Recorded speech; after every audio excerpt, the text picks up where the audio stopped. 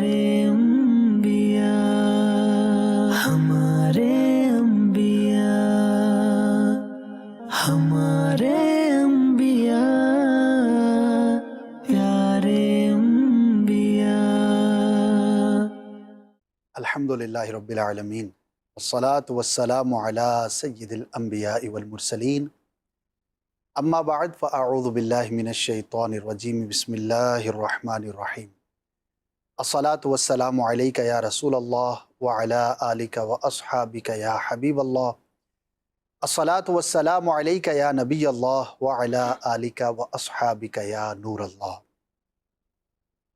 नाज़रीन किराम, सिलसिला है ज़िक्र एक नबी का, बहुत ही प्यारा प्रोग्राम है। और इस प्रोग्राम का फॉर्मेट ये है कि हम हर प्रोग्राम में किसी एक नबी अलैहिस्सलाम की सीरत से मुताल्लिक सुनने की सादत हासिल करते हैं। अल्लाह पाक की मखलूक में बेशुमार लोग पैदा किए गए, लेकिन इन सब के अंदर जो सबसे मुक़द्दस, मुअज़्ज़म, मुकर्रम तबका है वो अंबिया किराम का है। फिर इन अंबिया किराम में भी अल्लाह पाक ने बाज़ अंबिया को बाज़ पर ज़्यादा फजीलत अता फरमाई। तिलकर रुसुलु फ़द्दलना बअदहुम अला बअद, तीसरे पारे की पहली आयत करीमा हमें इसका पता बताती है।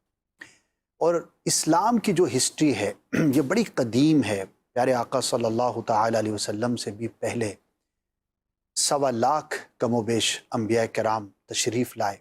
हर एक की अपनी शान है, हर एक अपना मकाम है, हर एक की अपनी हिस्ट्री है, लेकिन इनमें तमाम अंबिया की हिस्ट्री मकतूब नहीं है, यानी कि लिखी हुई हमें नहीं मिलती। बाज़ों का तज़किरा कुरान में है और बाज़ों का तज़किरा अहादीस में है और बाज़ का तज़किरा दीगर कुतुब के अंदर हमें मिलता है। एक बुनियादी मकसद ये भी है कि हमें दीगर अंबिया किराम की सीरत के बारे में मालूमात हों, और जब दुरुस्त बातें हमारे इल्म में होती हैं तो गलत बातें हमसे दूर रहती हैं। जब हमें पता होगा कि किसी नबी अलैहिस्सलाम की सीरत से मुताल्लिक ये वाक़या कुछ इस तरह से है जो कि किसी ऑथेंटिक रेफरेंस से होगा, तो अगर कोई गलत बात हमने सुनी होगी या मशहूर होगी तो उससे हमें छुटकारा नसीब होगा। और फिर अल्लाह के ये जो प्यारे नबी होते हैं ये अल्लाह के मुकर्रब तरीन बंदे होते हैं। इन्होंने अपनी ज़िंदगी कैसे गुजारी, सक्सेस कैसे इनकी कदमों में कुर्बान होती रही और अल्लाह पाक का कुर्ब इन्होंने किस तरह से हासिल किया, ये सारी नीयतें, ये सारी चीज़ें मिला जुला कर हम ये प्रोग्राम में करने की कोशिश करते हैं। अव्वल ताखिर हमारे साथ आप शामिल रहिएगा। इस प्रोग्राम का फॉर्मेट तो ये है कि अब्दुल हबीब भाई हमारे रुकन शुरा इसको होस्ट करते हैं, लेकिन आज वो सफ़र पर हैं और यूके में हैं, लेकिन हमें अकेला नहीं छोड़ेंगे, उनसे भी मदनी पुल हासिल करेंगे, कुछ उनके ट्रैवल से मुताल्लिक भी मालूमात हासिल करेंगे। राशिद मदनी भाई हमारे प्रोग्राम का मुस्तकिल हिस्सा हैं, आज भी तशरीफ़ लाए हैं, मरहबा कहता हूँ।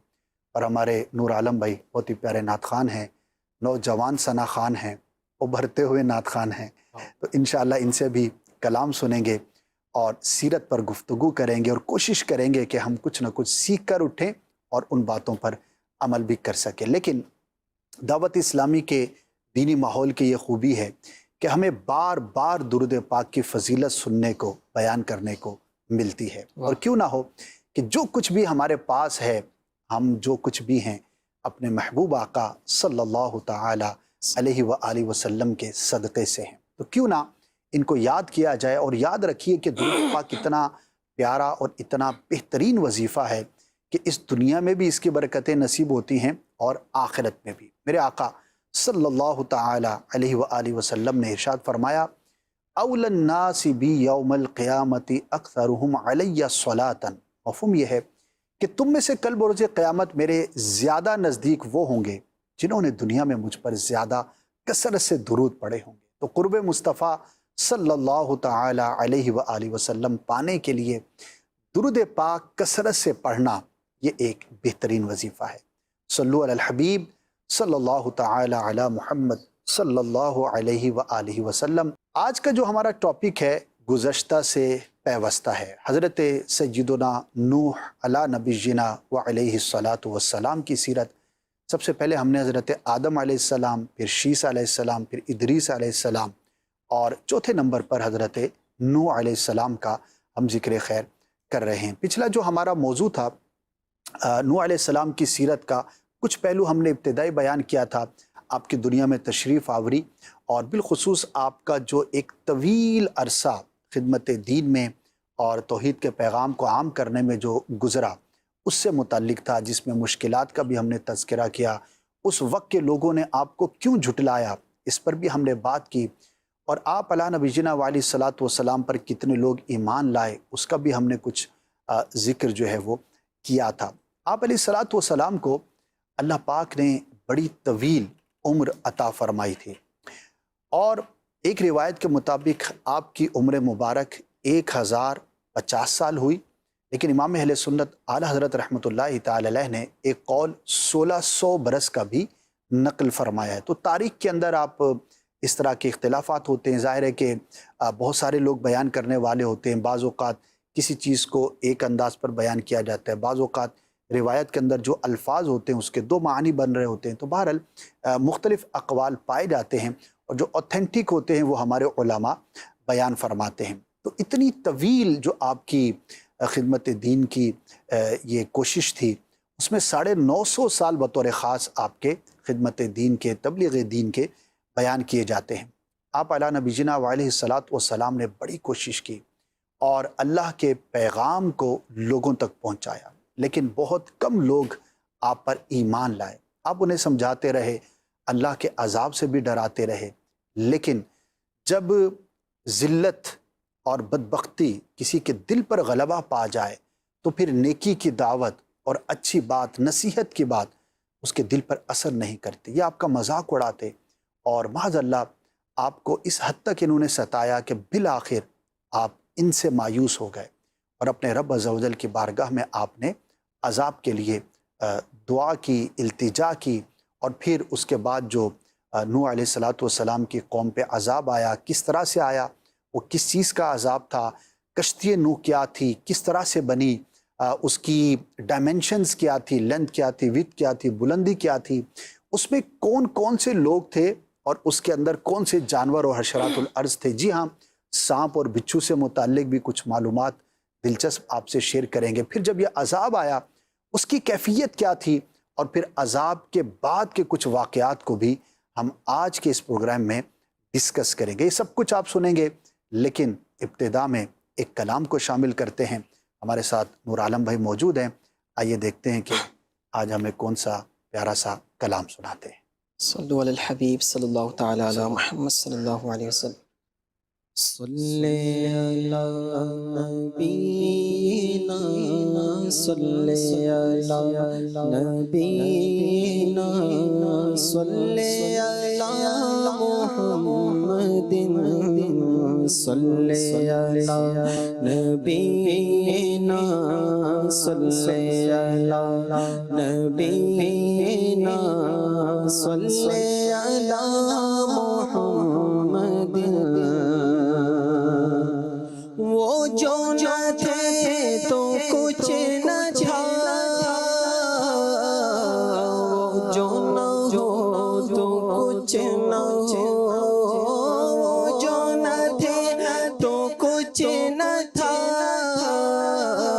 وہ جو نہ ہو تو کچھ نہ ہو، جان ہے وہ جہان کی جان ہے وہ جہان کی جان ہے تو جہان ہے۔ صلی علی نبینا، صلی علی محمد۔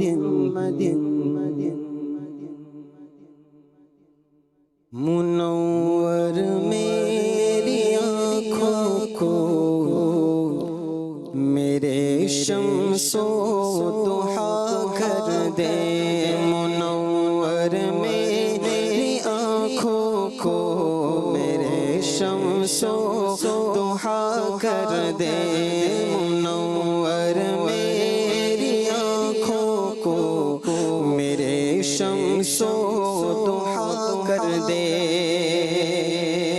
منور میری آنکھوں کو میرے شمس و ضحیٰ کر دے، منور میری آنکھوں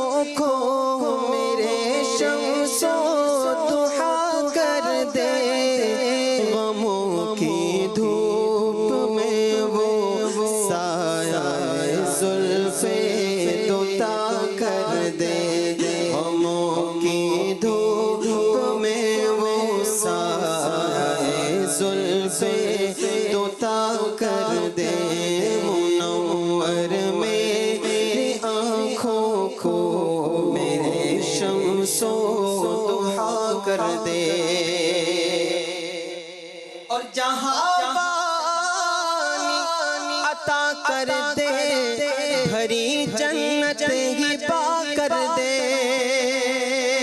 جہاں پانی عطا کر دے بھری جنت ہی پا کر دے نبی مختار کل ہے جس کو جو چاہے عطا کر دے نبی مختار کل ہے جس کو جو چاہے عطا کر دے نبی مختار کل ہے جس کو جو چاہے عطا کر دے غموں کی دھوپ میں وہ سایہ زلف دوتا کر دے اور جہاں میں ان کی چلتی ہے وہ دم میں کیا سے کیا کر دے جہاں میں ان کی چلتی ہے وہ دم کیا سے کیا کر دے زمین کو آسماں کر دے سوریا کو سرا کر دے زمین کو آسماں کر دے سوریا کو سرا کر دے منور میری آنکھوں کو میرے شمس و ضحا کر دے اور فضا میں اڑنے والے یوں نہ اترائے ندا کر دے فضا میں اڑنے والے یوں نہ اترائے ندا کر دے وہ جب چاہے جسے چاہے اسے فرما روا کر دے وہ جب چاہے جسے چاہے اسے فرما روا کر دے منور میری آنکھوں کو میرے شمس و ضحا کر دے اور مجھے کیا فکر ہو اختر میرے یاور ہے وہ یاور مجھے کیا فکر ہو اختر میرے یاور ہے وہ یاور بلاؤں کو جو میری خود گرفتار بلا کر دے بلاؤں کو جو میری خود گرفتار بلا کر دے منور میری آنکھوں کو میرے شمس و ضحا کر دے غموں کی دھوپ میں وہ سایہ زلف دوتا کر دے سبحان اللہ، ماشاء اللہ، بہت ہی پیارا کلام اور خوبصورت انداز پر پڑھا گیا. ماشاء اللہ، اللہ پاک قبول فرمائے اور ہم اسی طرح پیارے آقا صلی اللہ تعالی علیہ وسلم کے فضائل و کمالات کو بیان کرنے کی سعادت عطا فرمائے. عبدالحبیب تشریف لا چکے ہیں، مرحبا کہتے ہیں، ویلکم ٹو یو. السلام علیکم ورحمۃ اللہ وبرکاتہ. کیسے ہیں آپ؟ وعلیکم السلام ورحمۃ اللہ وبرکاتہ. الحمدللہ رب العالمین. اللہ کل حال ٹاپک سے پہلے میں چاہوں گا کہ ذرا اپنے ٹریول کے بارے میں بتائیں. الحمدللہ یو کے ہم اس وقت سفر پر ہیں اور یقیناً اللہ کی رحمت سے اصل میں یو کے میں دعوت اسلامی کا کام اتنا ہے اور اتنی شہروں میں پریزنس ہے کہ پتہ ہی نہیں چلتا وقت کا اور اتنا ٹریول کرنا پڑتا ہے. جی. میں جب پہنچا یہاں پر تو حالانکہ اترا میں لندن میں تھا لیکن لندن سے ہم ڈائریکٹ برمنگھم چلے گئے اور برمنگھم میں تھرسڈے کو ہم پہنچے تھے تو تھرسڈے کو اجتماع برمنگھم میں ہوا. جمعے کی نماز میں الحمدللہ برمنگھم کے فیضان مدینہ میں حاضری ہوئی. माशाअल्लाह। और उसके बाद फिर हम अल्हम्दुलिल्लाह ब्रैडफोर्ड की तरफ गए। तो ब्रैडफोर्ड जो नॉर्थ में बहुत बड़ा शहर है, मुसलमान बड़ी तादाद में, वहाँ दावत इस्लामी का एक अजीम शान मरकज भी मौजूद है। मैं समझता हूँ शायद यूरोप की सरजमीन पर किसी भी मजहबी ऑर्गेनाइजेशन का वन ऑफ द बिगेस्ट एक सेंटर है। और उस पर अल्हम्दुलिल्लाह दस्तार फजीलत का इज्तिमा हुआ, जो मदनी चैनल के व्यूअर्स से देखा होगा। जी जी। और उसके बाद अल्हम्दुलिल्लाह ब्लैकबर्न जाना हुआ, फिर रॉचडेल जाना हुआ, ये नॉर्थ की सिटीज हैं। और उसके बाद फिर कल पूरा दिन बर्मिंघम रीजन में गुजरा, और वो बड़ा बड़ा कमाल का दिन था मेरी जिंदगी का, मैं कह सकता हूँ यादगार दिन था। ऐसा क्या था? आपने तो बहुत दिन गुजारे हैं। जी, मैं बिल्कुल बताना चाहता हूँ नाजरीन को कि दुनिया भर में लॉकडाउन में, कोविड में बड़े बड़े सेंटर्स बंद हुए हैं। बड़ी बड़ी ऑर्गेनाइजेशन और कंपनीज ने डाउन साइजिंग की है, लोगों को जॉब से निकाला है। दावत इस्लामी का कमाल देखें कि इन पूरे लॉकडाउन सिचुएशन में, कोविड सिचुएशन में, मोर देन 32,000 एम्प्लॉइज में से किसी एम्प्लॉय को दावत इस्लामी ने पूरी दुनिया में नहीं निकाला, किसी की जॉब नहीं गई। लेकिन इसके साथ एक बड़ी बात ये हुई खास तौर पे यूके में कि कल का दिन जो मेरा गुजरा वो उन सेंटर्स का विजिट था जो इस कोविड के जमाने में बनाए गए। मैं तो खुद हैरान हो गया कि जो बने हुए थे, जो बने हुए थे वो चला ले, बड़ी बात है। इन्होंने नई बिल्डिंग्स परचेज की, नए दारुल मदीना के लिए जगह ली। और मैं कई शहर, कल उन शहरों में भी गया जिसका मैंने भी खुद नाम नहीं सुना था। मैं इतनी बार यूके आया हूं, लेकिन मैं नाम बताता हूँ, नन ईटन। अब मैंने उसको याद ऐसे किया कि खाना नहीं खाना है। मैंने कहा कैसे याद करूं, तो पता नन ईटन का मतलब तो ये बनता है कि खाना नहीं खाना है। तो नन ईटन में भी अल्हम्दुलिल्लाह कल रात। अच्छा, फिर एक और कमाल की बात ये हुई असद भाई, आपने भी मगरबी ममालिक का और वेस्टर्न वर्ल्ड का सफर किया है कि यहाँ नॉर्मली रात देर तक लोग नहीं जागते। तो मैं दोपहर से निकला हुआ था, और जाहिर है कि ट्रैफिक और एक के बाद एक सेंटर पे जाना, तो मैं नन ईटन रात पहुंचा हूं तकरीबन 11:30 बजे। तो 11:30 बजे रात को वाइस क्लाइंब में मौजूद थे, वो बिल्डिंग मुझे दिखाने के लिए। और उसके बाद मैं लेस्टर पहुंचा हूं, अपने डॉक्टर जीरक साहब जहां होते हैं, मदीना के नाज़रीन उनको जानते हैं, वहां तकरीबन मैं 12:30-1 बजे रात को पहुंचा हूं। अच्छा। तो वहां भी माशाल्लाह क्लाइंब में मौजूद थे, वहां दारुल मदीना उन्होंने हमें दिखाना था। तो one of the amazing day yesterday. Abdul हबीब भाई, ग्लोबल और मल्टीनेशनल ये लफ्ज जो है बहुत सारी कंपनीज इसको यूज भी कर लेती हैं, और डेफिनेशन के हिसाब से अगर कोई 2-3 मुल्कों में किसी की प्रेजेंस हो जाए तो ये लॉजिकली नाम ठीक हो जाता है। लेकिन जिसको वाकई कोई ग्लोबल ऑर्गेनाइजेशन देखनी हो, जिसकी प्रेजेंस बहुत सारे कंट्रीज में हो, तो दावत इस्लामी ऑर्गेनाइजेशन के एतबार से अगर इसको डिस्कस करें और इस एक्सपेक्ट से देखें तो मतलब अमेजिंग है। हमारी भी मुलाकातें रही, कोविड की आपने तज़किरा किया, कई चैनल्स के लोगों से, सीईओ से हमारी बातें होती हैं। तो माशाल्लाह हमारे जो खालिस दीनी शोबा जाते हैं, जैसे जामिअतुल मदीना, मदरसतुल मदीना, और जो इससे हटकर दीगर जो शोबा जाते हैं जिसके अंदर दोनों तरह की चीज़ें होती हैं, दीनी दुनियावी, हर तरह के एतबार से हमारे डिपार्टमेंट्स ने जो परफॉर्म किया है। और one of the biggest topic in the world वो है सस्टेनेबिलिटी, यानी कि इस वक्त जो एक बहुत बड़ा टॉपिक डिस्कस किया जा रहा है ख़ासतौर पर आफ्टर कोविड, कि भाई आपकी सस्टेनेबिलिटी की क्या वैल्यू है और क्या इसका जो है ना वो आप गारंटी कर सकते हैं। तो अल्हम्दुलिल्लाह दावत इस्लामी ने जिस तरह से परफॉर्म किया है, ये अमीर अहले सुन्नत दामत बरकातुहुल आलिया का फैज़ान है, औलिया और अंबिया का ये फैज़ान है।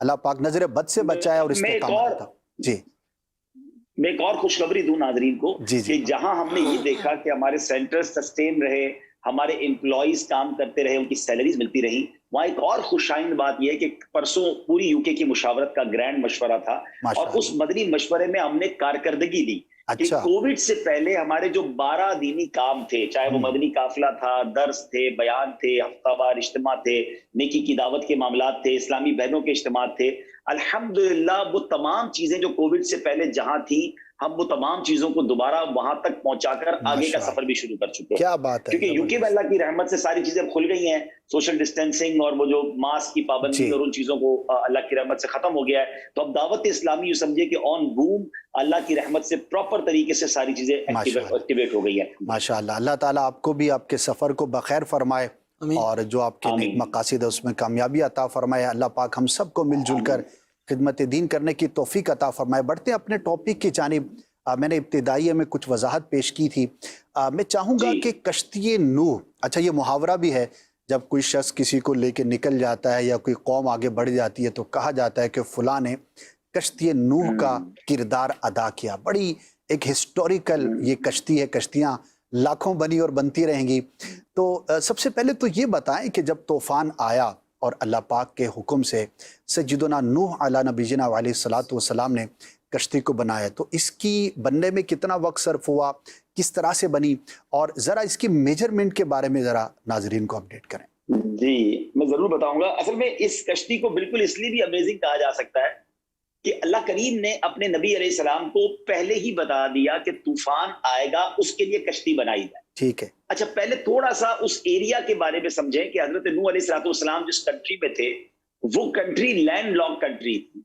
अब मिसाल के तौर पे लाहौर में समुंदर तो नहीं है ना जी, साहिल नहीं ना, है। समुंदर तो कराची में, साहिल नहीं है जी। तो अब लाहौर तो चले हमारा एक मुल्क का हिस्सा है, लेकिन दुनिया के अगर आप नक्शे पे देखें तो कई ऐसी कंट्रीज हैं कि जहां पर समुंदर है ही नहीं, उसका पोर्ट ही नहीं है, ऐसा और ही। वो लैंड लॉक कंट्रीज कहलाती हैं, और उसके लिए दूसरे मुल्कों में एक्सपोर्ट इंपोर्ट होता है। इसको आसान लफ्जों में समझाऊं तो अफगानिस्तान में जो सामान जाता है दुनिया भर से, जी। वो अफगान ट्रांजिट कहलाता है, पाकिस्तान से जाता है, जी। क्योंकि अफगानिस्तान में पोर्ट नहीं है। ऐसा तो ही। बिल्कुल इसी तरह जिस कंट्री में हजरत नूह अलैहिस्सलाम जलवा फरमा थे, वहां कोई समुंदर ही नहीं था।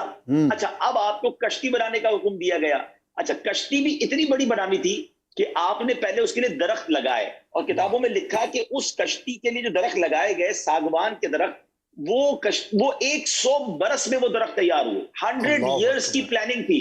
अल्लाह। अच्छा, वो 100 इयर्स लगे उस क्योंकि इतना बड़ा तूफान आना था, उसके लिए कैसी लकड़ी रिक्वायर्ड होगी वो तो अल्लाह जाने, अल्लाह के बताए से उनके नबी जाने। तो अब 100 इयर्स के बाद जो लकड़ी तैयार हुई, दरख्त तैयार हुए, उसके बाद वो कश्ती आपने बनाना शुरू की। अच्छा, उस कश्ती की जो डायमेंशन थी 80 यार्ड्स, 80 गज वो लंबी थी और 50 गज चौड़ी थी। अब सोचे कितनी बड़ी कश्ती होगी। अच्छा, फिर उसके बाद उसके 3 दर्जे भी थे, यानी वो उसके डेक्स थे, पहला, दूसरा, तीसरा, 3 दर्जे भी बनाए। अच्छा, फिर उसमें आपने जो प्लान क्या किया था कि निचला जो बिल्कुल नीचे वाला दर्जा होगा, उसमें जो है वो दरिंदे और परिंदे, हशरातुल अर्ज रखे जाएंगे, कीड़े मकोड़े भी उसमें रखे जाएंगे। जो दरमियानी दर्जा होगा उसमें चौपाए वगैरह जानवर रखे जाएंगे, और जो अपर डेक होगा उसमें इंसान सवार होंगे। ऐसी शानदार प्लानिंग थी, सुभान अल्लाह। मगर असद भाई उसमें एक और कमाल कहूं या क्या कहूं, एक और अजब बात ये होती थी कि हजरत नूह अलैहिस्सलाम जब कश्ती बनाते थे ना, तो आपकी कौम के लोग आपका बड़ा मजाक उड़ाते थे। पहली बड़ा तंग किया हुआ था, पहली आपकी बात माननी नहीं थी। इतने जालिम लोग थे कि अपनी नस्लों को भी, अपने बच्चों को भी वसीयत करके जाते थे कि हमारे मरने के बाद भी तुमने इनकी बात नहीं माननी। इस कदर नाफरमान लोग थे। अच्छा, अब जब आप कश्ती बनाने लगे ना, तो उन्होंने मजाक उड़ाना शुरू किया कि ए नूह, तुम तो कहते थे मैं अल्लाह का नबी हूं, तुमने तो माद अल्लाह ये बड़ई का काम शुरू कर दिया है, और ये कश्ती बना रहे हो, तो तूफान पानी कहाँ है जिसमें तुम कश्ती चलाओगे? वाकई अगर यूं देखा जाए कि जिस मुल्क में समुद्र ही ना हो, इस तरह का कोई नहर इतनी बड़ी ना हो, वो कश्ती का क्या काम? देखिए, उन मुल्कों में नेवी भी नहीं होती है, जिन मुल्कों में समुद्र नहीं होता उन मुल्कों में नेवी भी नहीं होती, क्योंकि वहां पानी नहीं है। लेकिन अब अल्लाह का हुक्म था। अच्छा, वो आपका मजाक उड़ाते थे और आप बड़ा कमाल का जवाब देते थे कि तुम्हें जितना मजाक उड़ाना है उड़ा लो, एक वक्त आएगा जब तुम्हारा मजाक उड़ाया जाएगा, क्योंकि आपको अल्लाह के सच्चे वादों पर यकीन था। यहाँ असल में एक और बात भी सीखने को मिलती है कि नेक लोगों का मजाक उड़ाया जाता है, दीन का काम करने वालों का मजाक उड़ाया जाता है। अब मजाक उड़ाने पर हम हौसला हार जाए, कोई हमारा जनाब कोई हमारा दिल तोड़े तो हौसला हार जाए। पिछले प्रोग्राम में भी हमने इस पे बात की, बिल्कुल। तो ये तो सिलसिला चलता रहेगा। हर बंदा आपकी तारीफ करे ये जरूरी नहीं है। अच्छा, कुछ लोगों को वैसे ही दीन का काम अच्छा नहीं लगता, कुछ लोगों को आपकी अच्छाई के काम अच्छे नहीं लग रहे होते। तो यहां मैं चाहूंगा कि आप भी इस पर बदरी फूल दें, राशिद भाई भी दें, कि हजरत नूह अलैहिस्सलाम, आप अल्लाह के इतने मतलब अजीम हस्ती है, अल्लाह के इतने बड़े नबी हैं, लेकिन आपका मजाक उड़ाया जाता था। आप सब्र से उस काम को आपने इस्तिकामत से जारी रखा, और फिर ये अजीम शान कश्ती तैयार हो गई। क्या फरमाएंगे आप? माशाअल्लाह, आपने जिस तरफ इशारा किया है, राशिद भाई क्या फरमाएंगे? और फिर मैं चाहूंगा कि इसको थोड़ा सा हम इस पहलू को भी डिस्कस करें कि माज़अल्लाह वो आपको बढ़ाई कह के मजाक उड़ाते थे, तो किसी के पेशे को बज़ाहिर भले वो सादा हो, बज़ाहिर कमतर हो, बज़ाहिर उसको ज़्यादा रिगार्ड किया जाता है, नहीं किया जाता है, लेकिन हमारे माशरे के अंदर भी देखा है कि बाज़ पेशों को जो है वो टारगेट किया जाता है। तो इस पर भी मैं चाहूंगा कि कलाम किया जाए। बहुत बिल्कुल بالکل صحیح فرما رہے ہیں، بالکل صحیح فرما رہے ہیں۔ جی اسد بھائی، کشتی نوح کا جو لفظ ہے وہ محاورے کے طور پر بھی استعمال ہوتا ہے جیسے کہ آپ نے ارشاد فرمایا، جی اور پیارے آقا علیہ الصلوۃ والسلام نے اپنے اہل بیت کی عظمت و شان کا بیان کرتے ہوئے بھی اس کشتی کا ذکر فرمایا ہے سبحان کہ آگاہ ہو جاؤ، میری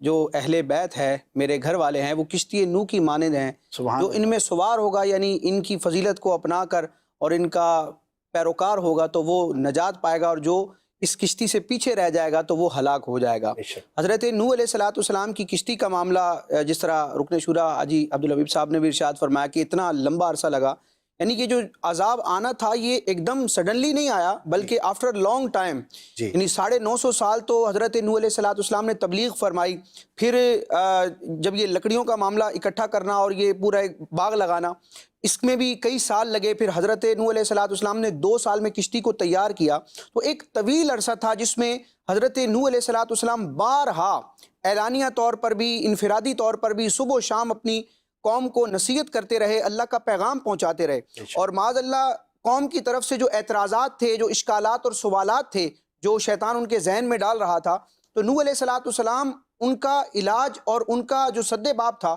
اور جواب تھا وہ بھی ارشاد فرماتے جا رہے تھے، یعنی ساری حجتوں کو آپ نے تمام فرما دیا، اور جب ان کے ایمان لانے کی امید ختم ہو گئی تو پھر رب تبارک و تعالیٰ کی طرف سے یہ عذاب کا اشارہ آیا اور پھر کشتی نوح کی تعمیر کا یہ سلسلہ شروع ہوا۔ صحیح، ماشاءاللہ۔ تو ہمیں جو ہے وہ پیشنس کے ساتھ جو ہے وہ اپنا فرض منصبی جو ہے وہ پورا کرتے رہنا چاہیے۔ عبدالحبیب بھائی، یہ جو ٹاپک ہے کہ کسی کے پیشے کو لے کر معاذ اللہ بعض اوقات تو اتنا زیادہ تک کی جاتی ہے کہ بڑا عجیب لگتا ہے کہ یار اس کو آپ جو ہے اس نام سے یاد کر رہے ہیں یا نام کی وجہ سے اس کا مذاق اڑا رہے ہیں، تو اس کے بارے میں کیا کہیں گے؟ جی بہت بہت سلگتا موضوع ہے یہ۔ جی حالانکہ روایتوں میں یہ مضمون ملتا ہے کہ جو بندہ حلال روزی کمانے کے لیے ذلت کی جگہ پر کھڑا ہوتا ہے نا، جی اس کے گناہ ایسے جڑتے ہیں جیسے خزاں میں درختوں کے پتے جڑتے ہیں۔ سبحان اللہ۔ اب وہ اپنے بچوں کے لیے روزی روٹی کمانے کے لیے کھڑا ہوا ہے اور اس کی روزی کا مذاق اڑا رہے ہیں۔ جی ہمیں کیا معلوم اللہ کی بارگاہ میں اس کا کیا مرتبہ ہے۔ اچھا پھر ایک اور عجب بات بتاؤں میں آپ کو، یہ کمپلیکس جو ہے نا یہ زیادہ تر ہمارے ملکوں میں، پاکستان میں ہو سکتا ہے، انڈیا میں ہو، بنگلہ دیش میں ہو، یہ ان ویسٹرن ورلڈ میں نہیں ہے۔ یہاں کوئی ٹیکسی ڈرائیور کا، یہاں کوئی باربر شاپ والے کا، یہاں کوئی جناب برتن دھونے والے کا، ہوٹل میں ویٹری کرنے والے کا کوئی مذاق نہیں اڑاتا۔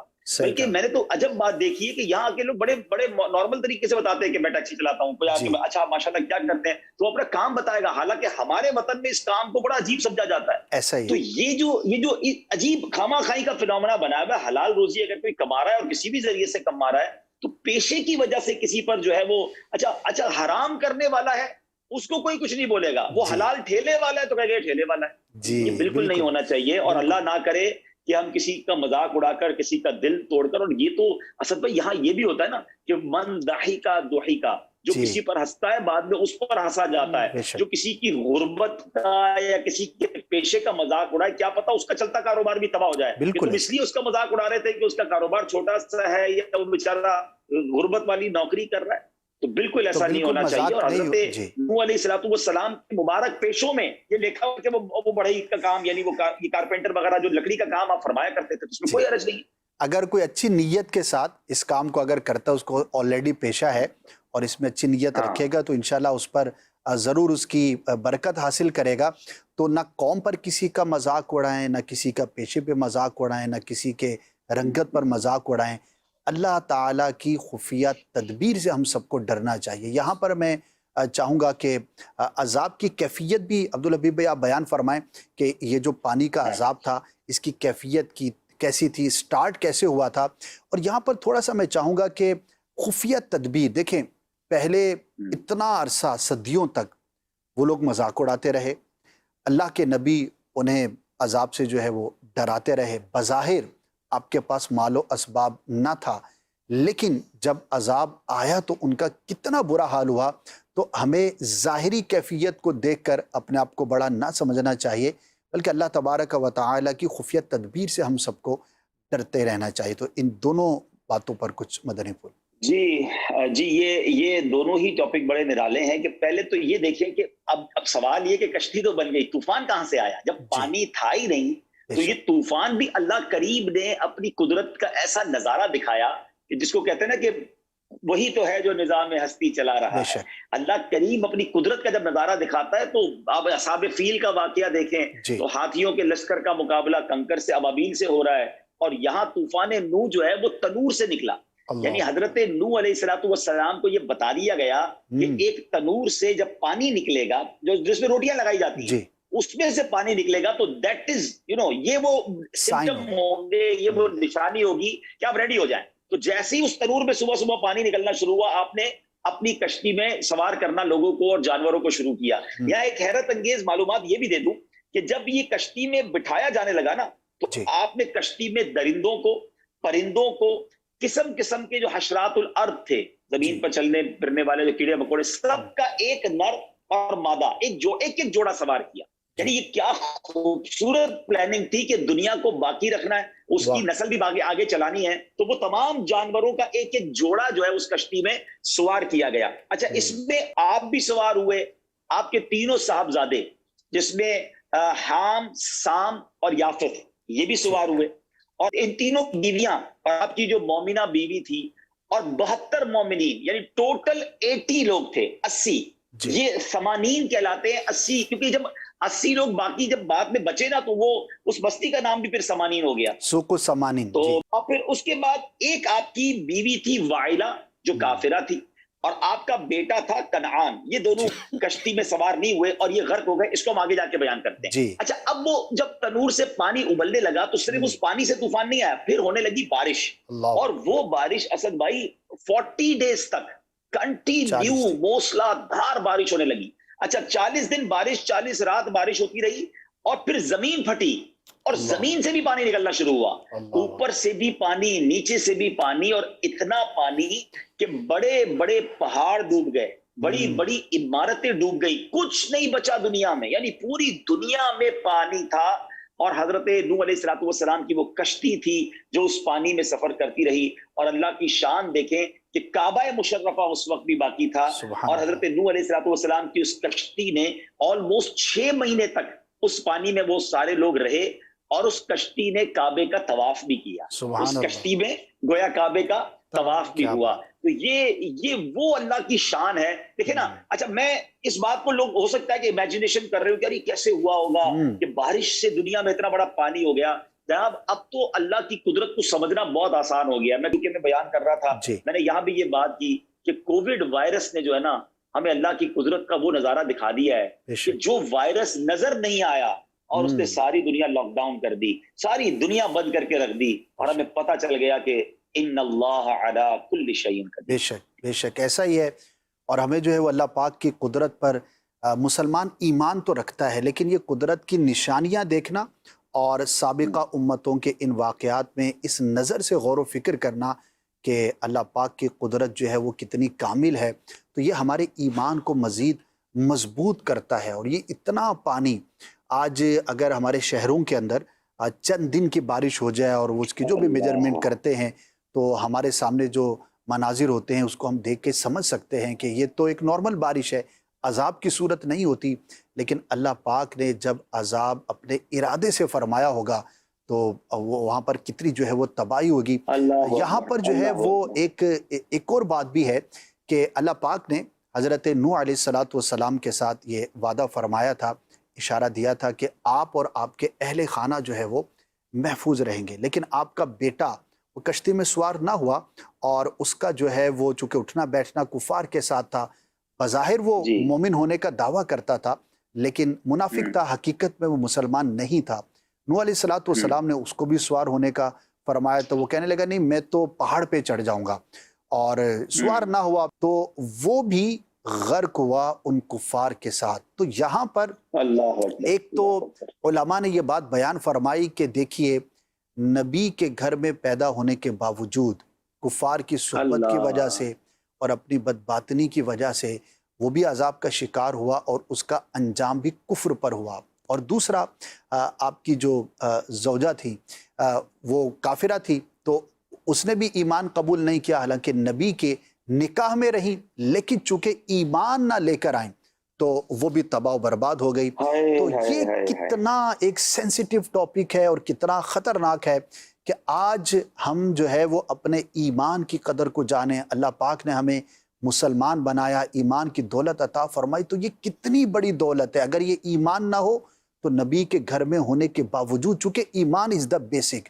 اگر کوئی خدا کو ہی نہیں مانتا تو پھر اس کے مطلب ساری چیزیں پیچھے رہ جاتی ہیں.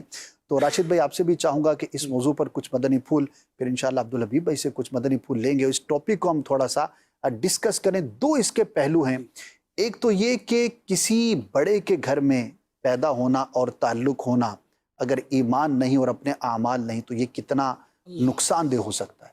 جی, علماء کرام نے اس موقع پر اور جس آیت مبارکہ میں یہ بیان کیا گیا کہ نوح علیہ السلام کا جو چوتھا بیٹا تھا, ویسے وہ عمر کے اعتبار سے پہلا تھا, لیکن تین جو تھے وہ مومن تھے, حام, سام اور یافس, اور جو چوتھا تھا وہ اس کا نام کنعان تھا اور وہ منافق تھا, اسلام ظاہر کرتا تھا لیکن آخرکار اس کا جو انجام ہوا.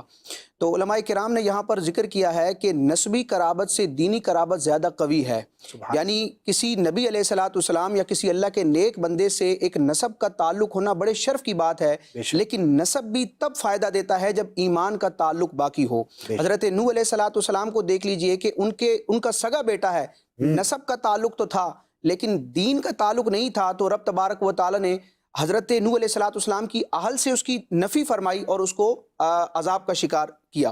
لیکن اس کی بنسبت آپ دیکھیں کہ نوح علیہ السلام کی قوم کے وہ افراد جنہوں نے ایمان قبول کیا, نوح علیہ السلام سے اگرچہ بظاہر ان کا نسبی وہ تعلق نہیں تھا جو کنعان کا تھا, لیکن اللہ تبارک و تعالی نے نوح علیہ السلام پر ایمان لانے کی برکت سے ان کو نجات عطا فرمائی. اور یہ جو بیان کیا جاتا ہے اور بظاہر دیکھا جائے تو معاملہ یہ ہے کہ اس طوفان سے ان مومنین کو بچانے والی جو ظاہری چیز تھی سبب کے اعتبار سے وہ کشتی تھی.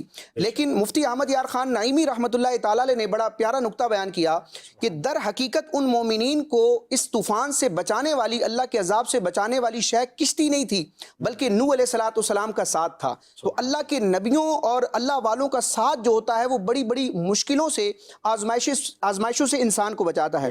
رب تبارک و تعالی نے سورہ اعراف میں بھی جب اس بات کا ذکر فرمایا, ارشاد فرمایا فَكَذَّبُوهُ, تو انہوں نے نوح کو جھٹلایا.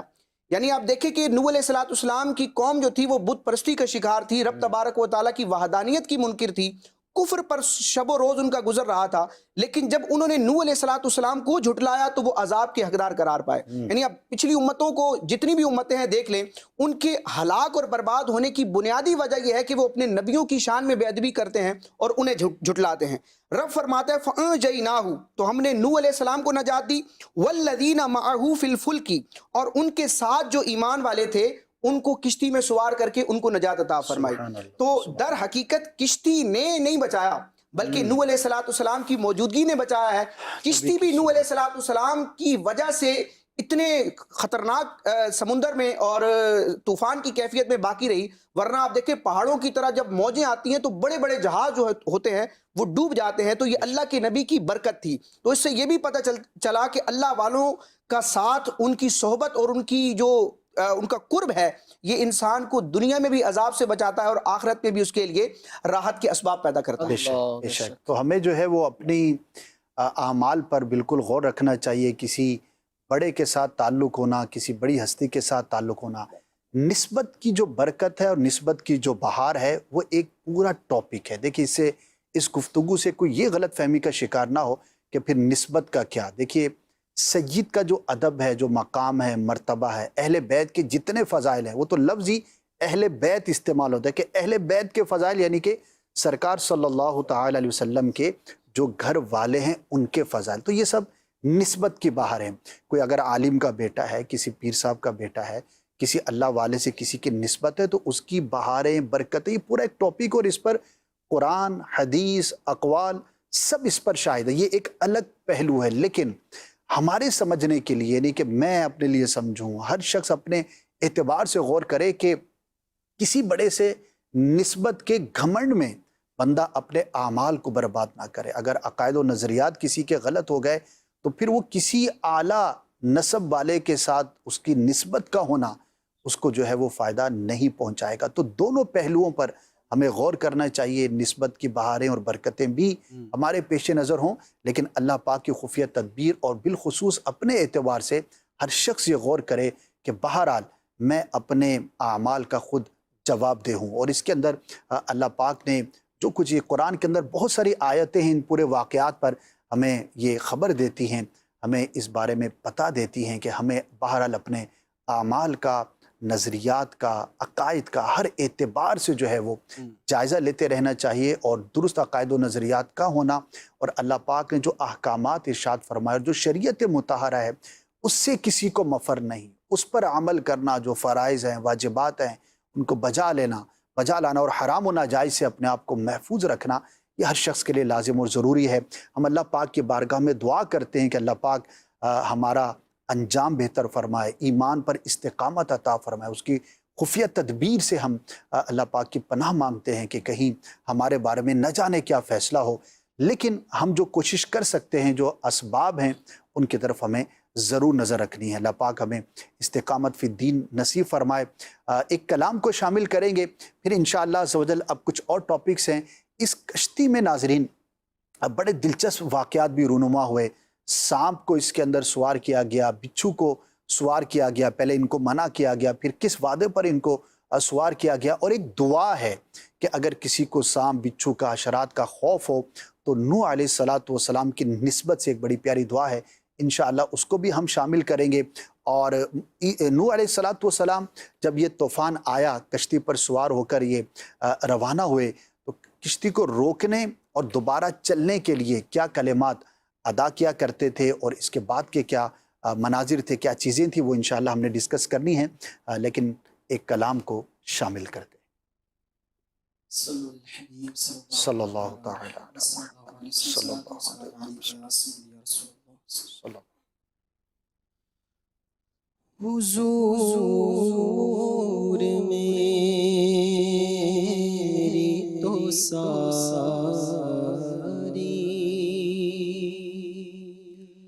بہار آپ سے ہے،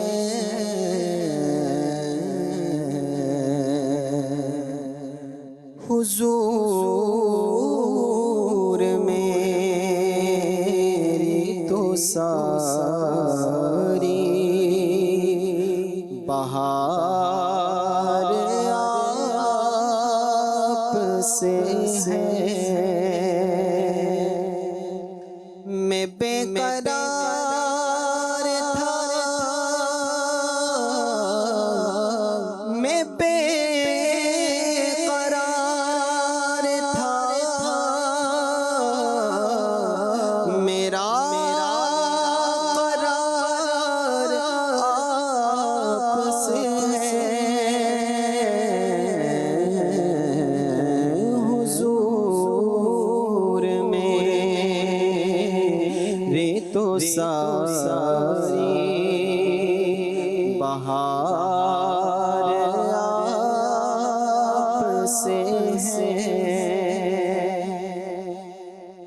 میری تو ہستی کیا ہے، میرے غریب نواز، میری تو ہستی کیا ہے،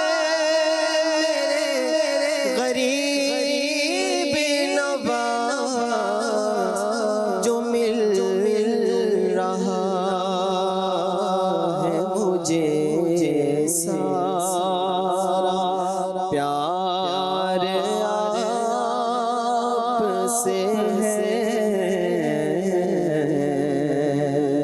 جو مل رہا ہے مجھے سارا پیار آپ سے ہے، اور کہاں وہ عرض مدینہ، کہاں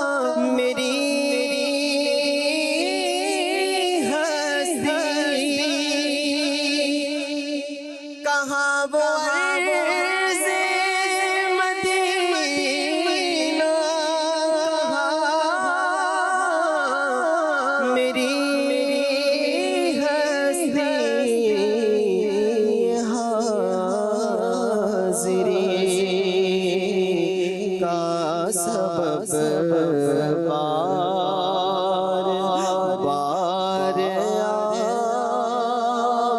سے ہے، میں بے قرار تھا، میں بے قرار تھا، میرا قرار آپ سے ہے، حضور میری تو ساری بہار آپ سے ہے،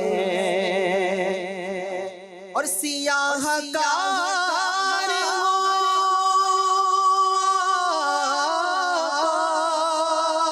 بڑی بڑی ندامت ہے، سیاہ کار بڑی ندامت ہے، قسم خدا کی میرا وقار آپ سے ہے، اور محبتوں کا صلہ کون ایسے دیتا ہے، محبتوں کا صلہ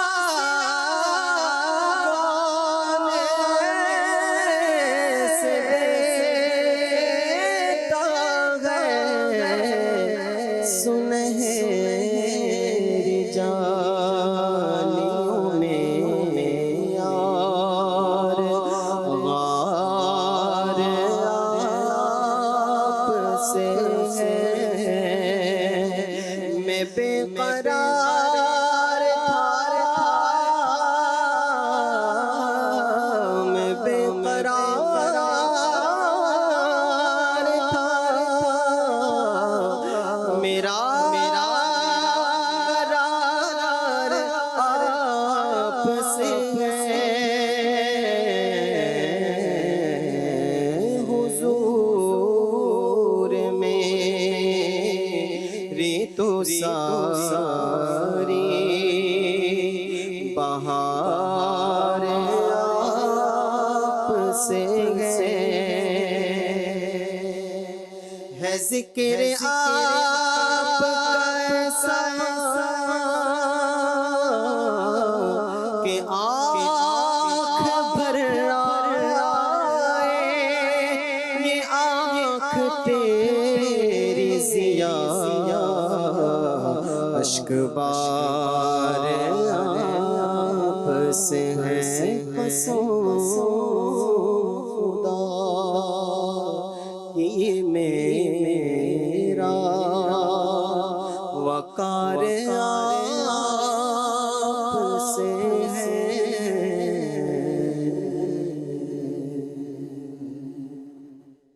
بے شک پیارے آقا صلی اللہ تعالی علیہ وسلم کے کس کس نعمت کو اور آپ کے کس کس صدقے کو بندہ یاد کرے، ہمارے پاس جو کچھ بھی ہے ہمارے آقا سے ہے۔ قوم نوح کے عذاب کا تذکرہ ہے، اور بھی اقوام پر بہت سارے عذاب آئے۔ اس قوم میں، اس امت میں کون سی برائی ہے جو نہیں پائی جاتی؟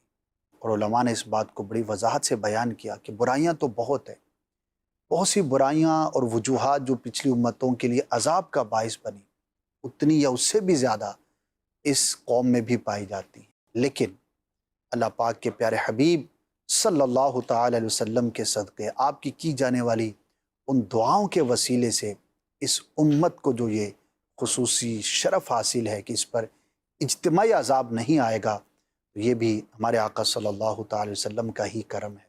بہت ہی خوبصورت کلام، اور ماشاءاللہ پڑھا بھی بہت اچھا ہے۔ اللہ پاک قبول فرمائے اور پیارے آقا صلی اللہ تعالی علیہ وسلم کے مزید ہمیں برکتیں عطا فرمائے۔ راشد بھائی ایک دو دعاؤں کا میں نے تذکرہ کیا، اگر آپ اس کا بیان فرما دیں کہ واقعہ بھی اگر ریلیٹ کر دیں جی جی کہ جب جانوروں کو چوپایوں کو اس پہ سوار کیا گیا تو کن کو منع کیا گیا، پھر کس شرط پر سوار کیا گیا، اور اس سے ریلیٹڈ جو بڑی ہی پیاری دعا ہے اگر وہ بھی بیان ہو جی اسد بھائی، اس پورے واقعے کو اگر ہم دیکھتے ہیں تو رب جی۔ تبارک و تعالیٰ کی قدرت کا یہ ایک نظارہ بھی ہے، بے شک، اور حضرت نوح علیہ السلام کا اس کشتی جو ہے، اس کو نوح علیہ السلام کا معجزہ بھی کہا جا سکتا ہے. بے لیکن شک، اللہ تعالیٰ کے انبیاء کے ہر کام میں مخلوق کے لیے ہدایت ہوتی ہے، رہنمائی ہوتی ہے، ایک تعلیم اور سیکھنے کا معاملہ ہوتا ہے. بے شک، لیکن نوح علیہ السلام نے دنیا جو کہ عالم اسباب ہے، اس عالم اسباب میں طوفان سے بچنے کا ایک ظاہری سبب اختیار فرمایا رب تبارک و تعالیٰ کے حکم سے کشتی. جی۔ لیکن اور یہ کشتی بڑی شاندار تھی اور بڑی قوی تھی، مضبوط تھی، کہ اتنی ساری مخلوق جو ہے اس میں جمع ہو گئی، اور اتنے خطرناک طوفان میں کہ زمین سے سارے کفار نیست و نابود ہو گئے، لیکن اس کشتی اور کشتی والوں کو کچھ نہ ہوا.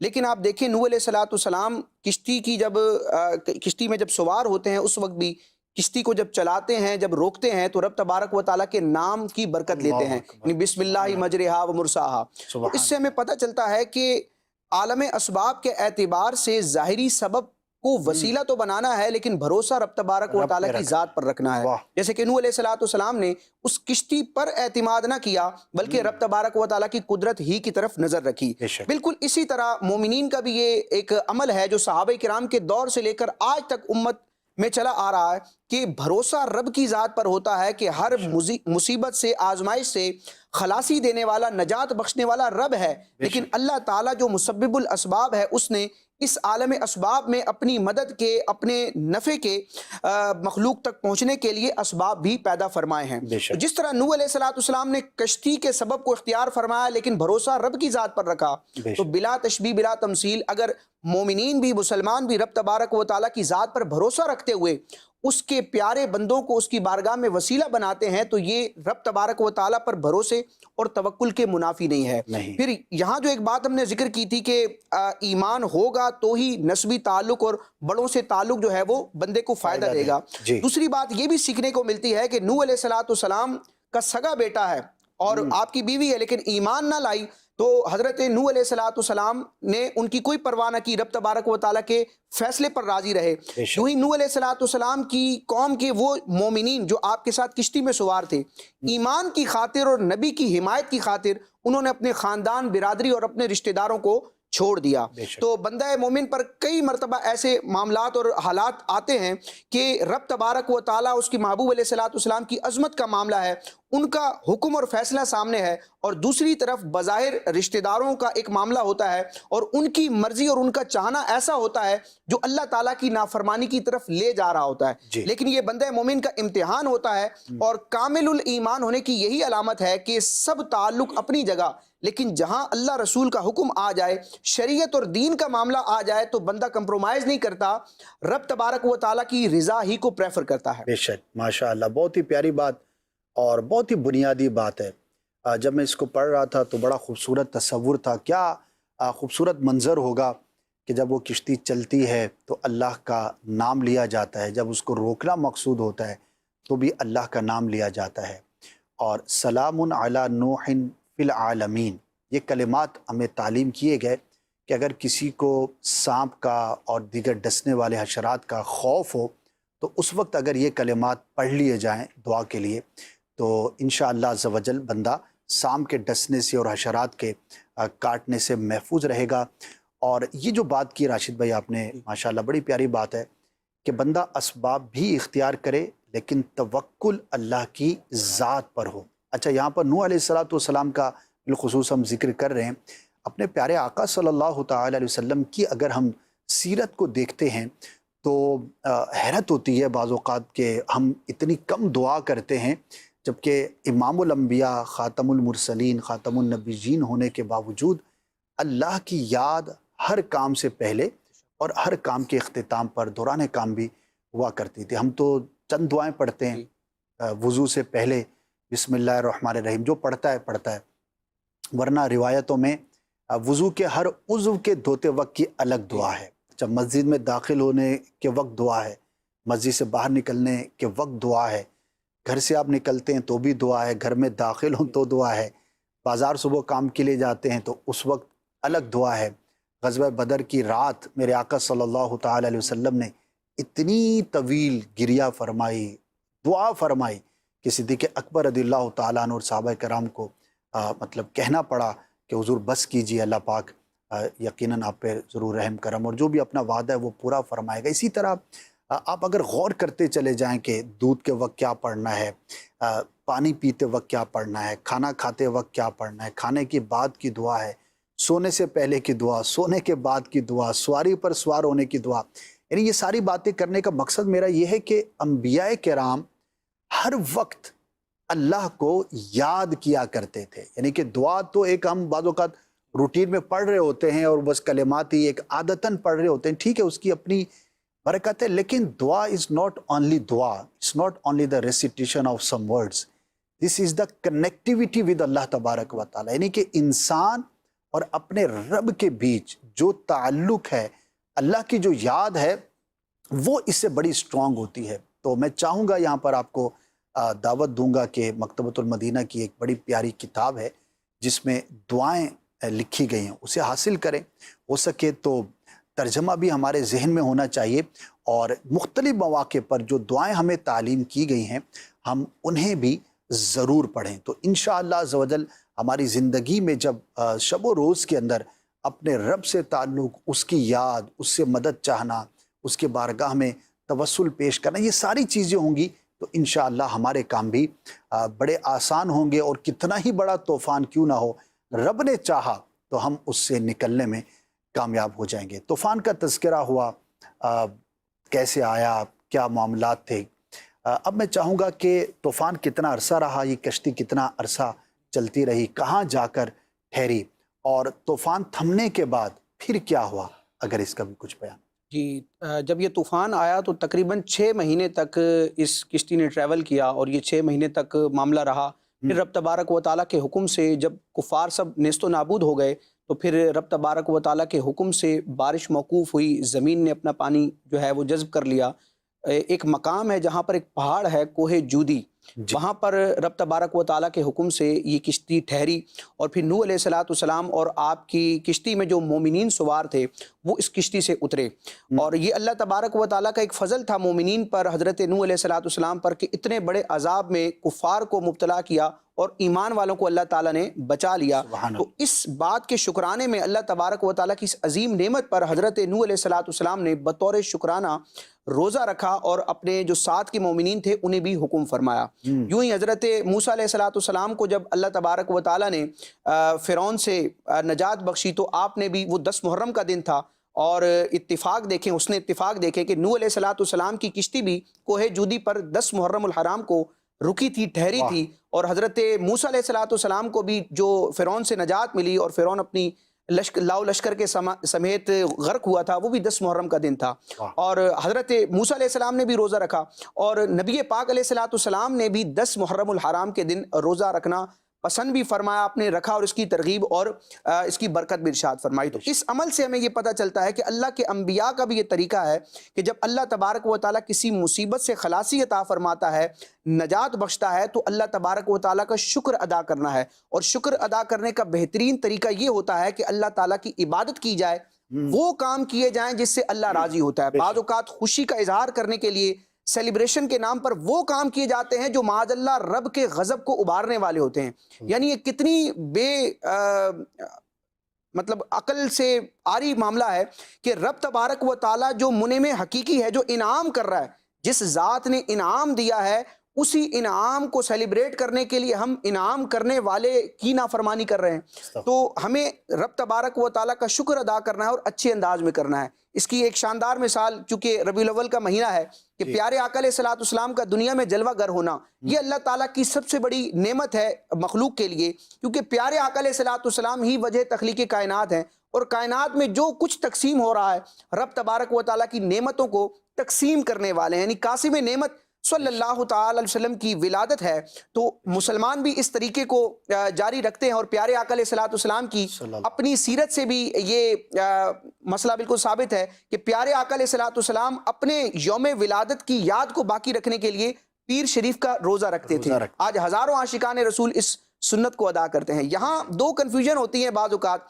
عید میلاد النبی ایک لفظ ہے، اس کے تحت پھر دو سوال ذہن میں ابھرتے ہیں کہ عید کا جو دن ہوتا ہے اس میں تو روزہ نہیں رکھا جاتا، یعنی عید الفطر کو دیکھ لیں، عید الاضحیٰ کو دیکھ لیں، لیکن عید میلاد النبی بھی ہے اور اس دن روزہ بھی رکھنا ہے۔ اچھا، اسی طرح عید الفطر اور عید الاضحیٰ کی نماز ہوتی ہے باقاعدہ، لیکن عید میلاد النبی جو ہے اس کی کوئی نماز نہیں ہے۔ تو یہ شریعت کے تمام احکامات سے ناواقفی کا نتیجہ ہوتا ہے کہ اس طرح کے سوالات ذہن میں آتے ہیں۔ دیکھیں اسد بھائی، عید جو ہے نا وہ خوشی کا دن ہوتا ہے، اور لفظ عید کا مطلب ہی خوشی ہے۔ جی، شریعت اسلامیہ میں کئی مواقع کو عید کا دن قرار دیا گیا۔ ایک تو عید الفطر اور عید الاضحیٰ ہے، اس کے علاوہ یوم عرفہ جو 9 ذو الحجہ کا دن ہے، جس دن حاجی میدان عرفات میں حج کا رکن اعظم ادا کرتے، اس دن کو بھی عید قرار دیا گیا۔ جمعے کا دن جو ہر ہفتے آتا ہے، جمعے کے دن کو بھی عید قرار دیا گیا۔ تو یہاں علماء یہ وضاحت کرتے ہیں کہ یہ عیدیں تو سب ہے، یعنی اللہ تبارک و تعالیٰ کی نعمت کے اظہار کا جو دن ہے وہ مومن کے لیے عید ہے، لیکن اسلام میں دو عیدیں ایسی اسپیسیفک ہیں جن کے لیے نماز کا حکم ہے، وہ عید الفطر ہے اور عید الاضحیٰ ہے۔ اور اسی طرح وہ دو عیدیں جن میں روزہ رکھنے کی ممانت ہے، جس کو شریعت نے بیان کر دیا، وہ عید الفطر اور عید الاضحیٰ ہے۔ یعنی روزے کا ہونا اور عید کا دن ہونا یہ آپس میں منافی نہیں ہے۔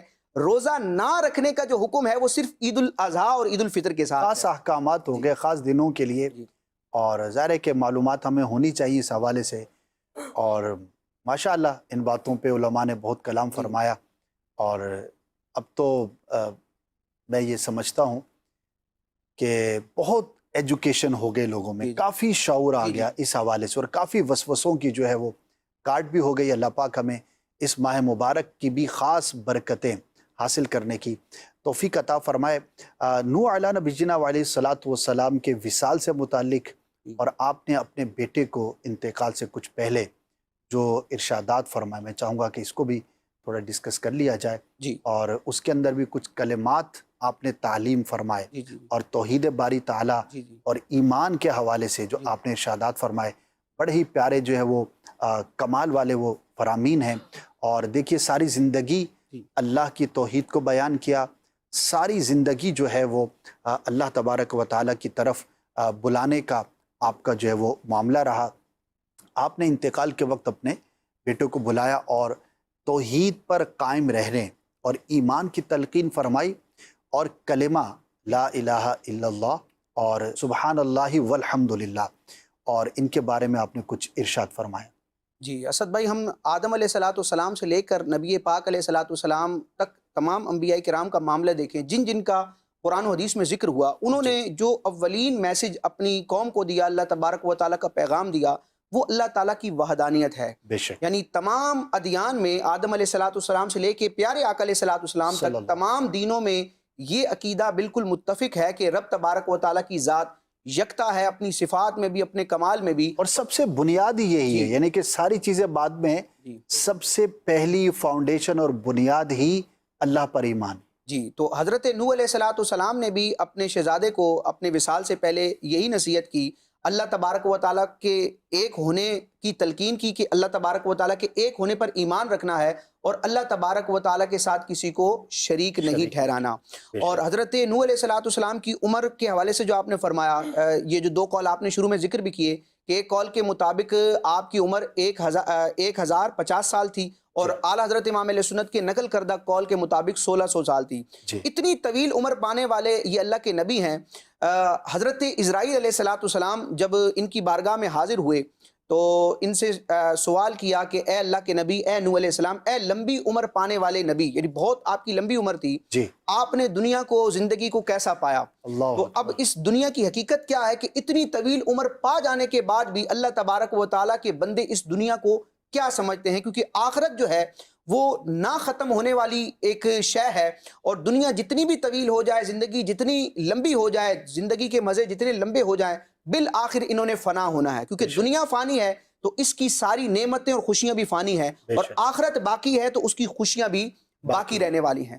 تو نوح علیہ السلام نے ارشاد فرمایا کہ میں نے دنیا کو اس طرح پایا کہ جیسے کسی شخص نے کوئی مکان بنایا ہو اور اس کے دو دروازے ہوں، ایک دروازے سے وہ داخل ہوا اور دوسرے سے گزر گیا. اللہ، یعنی یعنی کہ اتنی طویل عمر اور اتنا مختصر اس کو پایا. جی، یعنی دنیا کی بے ثباتی آپ دیکھیں کہ انسان کا جی بھر جاتا ہے، بعض اوقات عمر اتنی ہو جاتی ہے کہ انسان زندگی سے مایوس ہو جاتا بیزار ہے، آ جاتا ہے. لیکن اس کے باوجود جو آخرت کا نہ ختم ہونے والا معاملہ ہے اس کے مقابلے میں دنیا کتنی حقیر ہے. اسد بھائی، یہاں ایک بات میں ذکر کرنا چاہوں گا کہ نوح علیہ السلام نے یہ جو تبلیغ فرمائی اور آپ کی امت سرکشی پر اڑی رہی اور آپ کی وہ تکذیب ہی کرتی رہی، آپ کو جھٹلاتی رہی، اس کی بنیادی وجہ کیا ہے؟ اللہ تبارک و تعالیٰ اس وجہ سے ہمیں بچنے کی بھی توفیق عطا فرمائے. یعنی وہ بیسک ریزن کیا تھا جس نے اس قوم کو سرکشی پر ابھارا اور حضرت نوح علیہ السلام کو جھٹلانے پر آمادہ کیا؟ اس کو قرآن مجید فرقان حمید میں رب تبارک و تعالیٰ نے بیان فرمائے. سورہ آراف ہی کی آیت مبارکہ ہے، آیت نمبر 64. رب نے فرمایا وَأَغْرَقْنَا الَّذِينَ كَذَّبُوا بِآيَاتِنَا، اور ہم نے ڈبو دیا ان لوگوں کو جنہوں نے ہماری آیتوں کو جھٹلایا. اب ان کی ایک صفت تھی جس نے جھٹلانے پر ان کو آمادہ کیا. رب فرماتا اِنَّهُمْ كَانُوا قَوْمًا عَمِينَ، یعنی بے شک وہ اندھا گروہ تھا. یعنی بظاہر ان کے پاس آنکھیں تھیں، بصارت تھی، لیکن جو دل کی نگاہ ہوتی ہے جس کو بصیرت کہا جاتا ہے وہ نہیں تھی. یعنی رب تبارک و تعالیٰ کا یہ بہت بڑا فضل ہوتا ہے کہ انسان کے دل کی آنکھیں روشن ہو، اس کو بصیرت حاصل ہو، قبول حق کا جذبہ ہو دل کے اندر. یعنی یہ جو دل کا اندھا ہونا ہے یہ ایسی بیماری ہے جو کئی قوموں کو لے ڈوبی. حضرت نبی پاک علیہ السلام کے زمانے کے بھی جو کفار تھے ان کا بھی یہی معاملہ تھا. اب دیکھیں صحابہ کرام میں کئی ایسے صحابہ ہیں کہ جو بظاہر آنکھوں سے نابینا تھے لیکن دل کی آنکھیں روشن تھیں، تو اللہ تبارک و تعالیٰ نے ان کو ایمان اور عرفان کی سعادت بخشی اور صحابی رسول ہونے کا شرف عطا فرمایا. لیکن اس کے مقابلے میں آپ دیکھ لیں ابو جہل بظاہر آنکھ والا تھا لیکن دل کا اندھا تھا، تو رب تبارک و تعالیٰ نے اس کو ہدایت سے محروم رکھا. یہاں بھی یہی بیان کیا گیا کہ انہوں نے جو جھٹلایا تو یہ قوم اندھی تھی، دل کے اندھے تھے. تو اللہ تبارک و تعالیٰ دل کی بصیرت کو سلامت رکھے. آنکھ اگر ضائع ہو جاتی ہے اللہ تبارک و تعالیٰ محفوظ رکھے. انسان بڑا اس کو سمجھتا ہے کہ میری آنکھ ضائع ہو گئی، بہت بڑا نقصان ہو گیا. حقیقتاً یہ ایک آزمائش کا معاملہ ہے اور اس پر صبر کرنے پر اجر بھی ہے، لیکن انسان کو اس چیز سے ڈرنا چاہیے کہ اللہ تبارک و تعالیٰ مجھے دل کے اندھا ہونے سے محفوظ رکھے. اللہ اکبر، بہت ہی زبردست سی بات ہے. اور سچی بات تو یہ ہے کہ ہمیں بار بار اس چیز کو اپنے ذہن میں رکھنا چاہیے، اور یہ تصور جو ہے یہ بڑا اسٹرانگ اور بڑا ایک زبردست ہمارے ذہنوں میں ہونا چاہیے کہ آخرت جو ہے وہ انلمیٹڈ ہے، یعنی کہ وہاں پر کوئی اینڈنگ نہیں ہوگی. موت کو بھی ایک جانور کی شکل میں لا کر ذبح کر دیا جائے گا، یعنی کہ دیر از نو ڈیتھ، کوئی موت نہیں ہے. اس کے بعد جو جنت میں ہے وہ ہمیشہ کے لیے جنت میں، اور جو جہنم میں ہے وہ ہمیشہ کے لیے جہنم میں. اور اگر ہم اس کو غور کریں اور اس کو ریئلائز کرنے کی کوشش کریں تو ہمارے زمانے کی تو عمریں ویسے ہی بہت شارٹ ہیں، یعنی کہ اس امت کے اندر تو بہت ہی شارٹ ہیں، اور امت میں بھی آج یعنی کہ جو زمانہ آگے جا رہا ہے تو عمریں بڑھ نہیں رہی ہیں. ایسا نہیں ہے کہ آج سے 300-400 سال پہلے زیادہ لمبی عمریں تھیں، اب اس سے زیادہ ہیں، ایسا نہیں، بلکہ کم سے کم تر ہوتی چلی جا رہی ہیں. اور جس خطے میں ہم بستے ہیں تو یہاں کی جو ایک ایوریج ایج بیان کی جاتی ہے وہ 45 سے 50 سال. ڈفرینٹ ریسرچز ہوتی ہیں، تو اگر ہم غور کریں تو یہ کتنا ایک مختصر سا وقت ہے، لیکن اس مختصر سے وقت ہی میں ہم نے وہ اعمال کر کے ہمیشہ کی زندگی کے لیے اپنے لیے یا تو راحت و سکون پیدا کرنا ہے، یا پھر خدا نخواستہ اگر ایمان برباد ہو گیا اور اللہ پاک ناراض ہو گیا تو پھر ذرا غور کریں کہ یہ کتنا بڑا نقصان کا باعث ہوگا. تو اللہ پاک کی بارگاہ میں ہم دعا کرتے ہیں کہ اللہ پاک ہمیں عافیت عطا فرمائے. اس کی خفیہ تدبیر سے ہم پناہ مانگتے ہیں اور یہ دعا کرتے ہیں کہ اللہ پاک ہمیں ایمان پر استقامت عطا فرمائے. تو اچھا ماحول، اچھی صحبت، اچھے لوگوں کے ساتھ اٹھنا بیٹھنا، یہ جو کنعان تھا اس کی وجہ باقاعدہ علماء نے بیان کی کہ تھا تو نبی کے گھر کے اندر، لیکن اس کا اٹھنا بیٹھنا اور اس کی جو صحبت تھی، جو اس کا فرینڈ سرکل تھا وہ کافر تھے.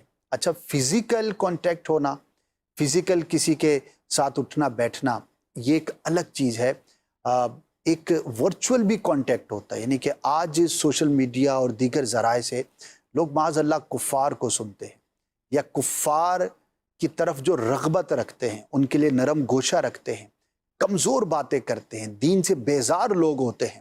عجیب و غریب قسم کی ذہنیت کے لوگ ہوتے ہیں، ان کی باتیں ہرگز ہمیں نہیں سننی چاہیے. اپنے ایمان کی حفاظت کی ہمیں فکر کرنی چاہیے. کہیں ایسا نہ ہو کہ ورچول ہی صحیح لیکن کسی بدبخت کی وہ غلط عقائد و نظریات والے کی کوئی بات ہمارے دل پر گھر کر جائے. ہم وسوسے کا شکار. بہت سارے لوگ اس طرح بھی ملتے ہیں کہ ماشاءاللہ مسلمان ہوتے ہیں لیکن وہ کسی غلط آدمی کو سننے کی وجہ سے اور ایک ورچول صحبت کی وجہ سے دماغ کے اندر کوئی نہ کوئی وسوسہ پیدا ہو جاتا ہے.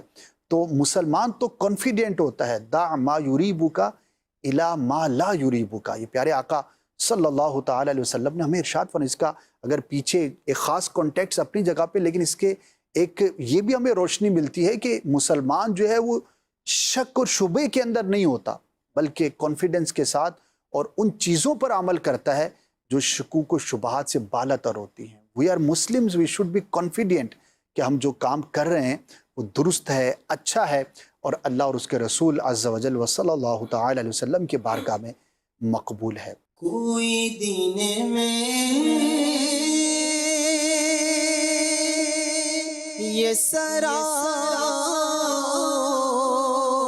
جڑ ہے، کوئی دن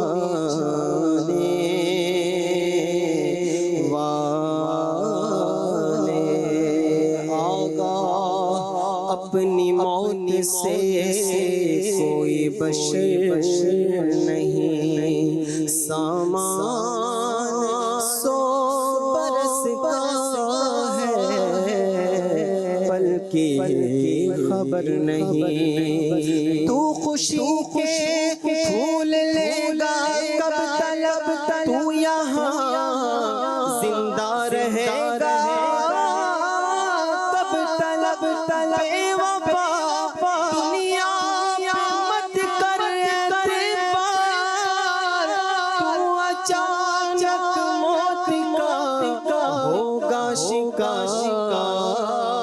کوئی دن میں یہ سارا جڑ ہے، ارے او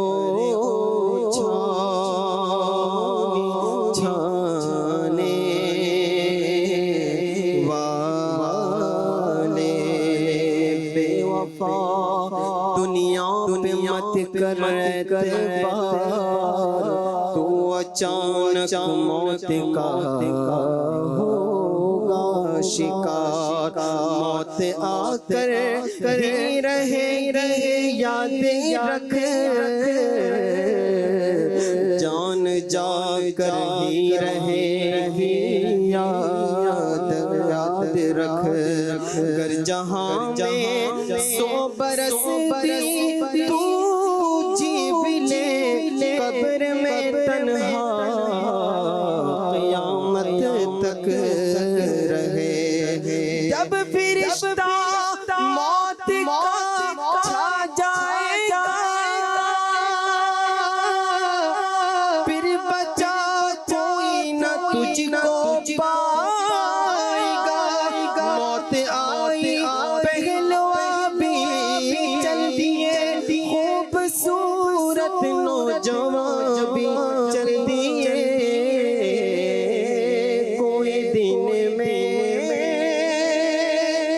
یہ سارا جڑ ہے، ارے او چھانے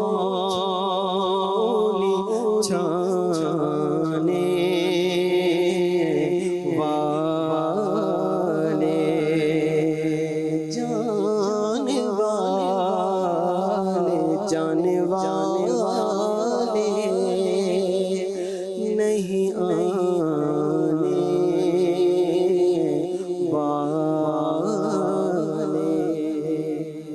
اسد بھائی آپ نے جو یہ صحبت کا فرمایا کہ بری صحبت کا کیا معاملہ ہے، قدرت کا یہ معاملہ ہے کہ صحبت میں بڑا اثر ہوتا ہے. بے شک عربی کا محاورہ ہے الصحبت مؤثرۃ، صحبت اثر رکھتی ہے. بے شک. اعلیٰ حضرت امام اہل سنت نے بری صحبت کی ایک مثال بیان فرمائی ہے کہ فرماتے ہیں کہ یار بد مارے بد سے بدتر ہے.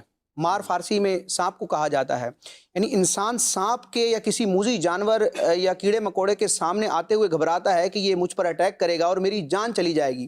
انسان کو جان کی تو پرواہ ہے، لیکن جان سے بڑھ کر جو نعمت ہے رب تبارک و تعالیٰ کی طرف سے ملنے والا ایمان اور عرفان، بعض اوقات انسان اس معاملے میں تھوڑا غفلت کا شکار رہتا ہے. سانپ سے تو اپنی جان بچانے کے لیے دور رہتا ہے، لیکن اپنے ایمان کو بچانے کے لیے برے شخص یعنی بد مذہب، گمراہ یا کافر کی صحبت سے بچانے کو ضروری نہیں سمجھتا. بعض اوقات ایسا ہوتا ہے کہ انسان بڑا پر اعتماد ہوتا ہے کہ مجھے کچھ نہیں ہوگا، میں اپنے نظریات پر مسلم اور پختہ ہوں، لیکن وہاں جب جاتا ہے تو پھر اس کے رنگ میں رنگ جاتا ہے. یعنی روایتوں میں یہاں تک بیان کیا گیا کہ جب دجال آئے گا تو اس کا معاملہ دیکھنے کے لیے بعض لوگ اس نیت سے جائیں گے، اس ارادے سے جائیں گے کہ ہم تو ایمان پر ثابت قدم ہیں، جا کے دیکھتے ہیں ہوتا کیا ہے، لیکن بالآخر وہ اس فتنے میں مبتلا ہو جائیں گے. مسلم شریف کی واضح حوالے سے روایت ہے، یعنی ایک ذہن میں ہوتا ہے کہ یار دین کی بات ہے، اللہ رسول کی بات ہے، جو بھی کرے بات تو اچھی ہے. اگرچہ اللہ رسول کی بات ہے، لیکن جو بات کر رہا ہے اس کو بھی دیکھنا ہے کہ اس کا کیا مقام ہے اور اس کے اپنے عقائد و نظریات کیسے ہیں. مسلم شریف کی واضح روایت ہے کہ یہ علم تمہارا دین ہے، یعنی ہم جو علم سیکھتے ہیں سیکھنے کے لیے ہی اس طرح کے بیانات اور صحبت یا کتاب وغیرہ جو بھی علم حاصل کرنے کے ذرائع ان کو اپناتے ہیں. فرمایا گیا کہ یہ علم جو ہے تمہارا دین ہے، ذرا دیکھ لو کہ کس سے سیکھتے ہو. بعض اوقات معاملہ دکھایا کچھ جاتا ہے لیکن ہوتا کچھ ہے اور ہے. اعلیٰ حضرت نے منظوم انداز میں بھی اس حقیقت کو بیان کیا اور امت کو جھنجھوڑا ہے. آپ فرماتے ہیں کہ یہ جو تجھ کو بلاتا ہے یہ ٹھگ ہے، مار ہی رکھے گا. اگرچہ بظاہر توحید کا نام لے گا، اصلاح کا نام لے گا، لیکن وہ ایسے عقائد و نظریات کا تمہیں خوگر بنا دے گا کہ جو امت کے مسلمہ عقائد سے اگینسٹ ہوں گے. یہ جو تجھ کو بلاتا ہے یہ ٹھگ ہے، مار ہی رکھے گا. ہائے مسافر دم میں نہ آنا، مت کیسی مت والی ہے، آنکھ سے کاجل صاف چرا لے. یعنی ایک تو یہ ہے نا کہ چوری یہ ہوتی ہے کہ انسان غافل ہوتا ہے، انسان کی آنکھوں سے معاملہ اوجھل ہوتا ہے تو اس کا مال چرایا جاتا ہے. لیکن دین کا جو ڈاکو ہے، دین کا جو چور ہے، وہ اتنا شاطر ہے، اتنا بلا کا چور ہے کہ آنکھوں کے سرمے کو بھی وہ یعنی آپ کی نگاہوں کے سامنے ہی وہ کام kar جائے گا. فرماتے ہیں کہ آنکھ سے کاجل صاف چرا لیں یا وہ چور بلا کے ہیں، تیری گٹھڑی تاکی ہے اور تو نے نیند نکالی ہے. یعنی نوح علیہ السلام کا واقعہ کتنا واضح ہے کہ نوح علیہ السلام کے گھر میں رہنے والا شخص، لیکن اس نے بری صحبت کو اپنایا، کفار کے ساتھ اپنی سنگت رکھی تو اللہ تبارک و تعالی نے اس کو کفار کے ساتھ نیست و نابود فرمایا. اللہ اکبر. اور بندہ جس سے دنیا میں محبت کرتا ہوگا کل بروز قیامت اسی کے ساتھ اس کا انجام ہوگا. بہت بڑا ٹاپک ہے اور آخر میں ماشاءاللہ ہم نے مدنی پھول بھی سنے. بس اللہ پاک ہمیں اچھوں کی صحبت نصیب فرمائے. You are the average of those 5 people you spend your time with. آپ ان 5 لوگوں کی پرسنالٹی کا مجموعہ ہوتے ہیں جن کے ساتھ آپ اپنا بیشتر وقت گزارتے ہیں. اور بہت کچھ ہے، بندے کو فیل بھی نہیں ہوتا اور اتنی زیادہ ایفیکٹو ہے اچھی یا بری صحبت دونوں. اچھی صحبت بھی ایسی ہی ایفیکٹ کرتی ہے اور بری صحبت بھی ایسے ہی ایفیکٹ کرتی ہے. تو اللہ پاک ہم سب کو اچھوں کے ساتھ اٹھنا بیٹھنا نصیب فرمائے اور ان اچھوں کے صدقے اللہ پاک ہماری موت کے بعد کے معاملات کو بھی اچھا فرمائے. ناظرین، ہمارے وقت سلسلے کا جو ہے وہ اختتام کو پہنچا. نئے نبی علیہ الصلاۃ والسلام کے تذکرے کے ساتھ انشاءاللہ عز و جل دوبارہ حاضری ہوگی. مدنی چینل دیکھتے رہیے، انشاءاللہ دنیا اور آخرت کی بے شمار برکتیں اور بھلائیاں نصیب ہوں گی. صلو علی الحبیب صلی اللہ تعالی علی محمد صلی اللہ علیہ وآلہ وسلم. پیارے انبیاء ہمارے انبیاء ہمارے